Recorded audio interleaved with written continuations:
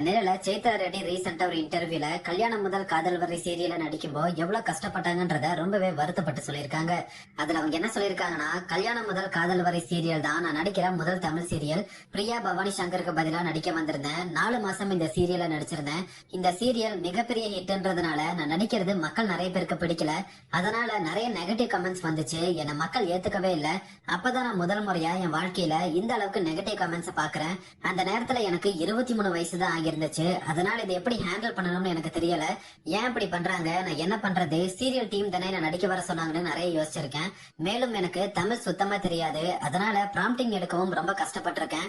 இதனால நிறைய தடவை ஷூட்டிங் ஸ்பாட்ல வச்சு எனக்கு இந்த சீரியல்ல நடிக்க பிடிக்கல, இனிமேல் இந்த சீரியல்ல நடிக்கவே மாட்டேன்னு சொல்லி ரொம்ப அழுதுருக்கேன்.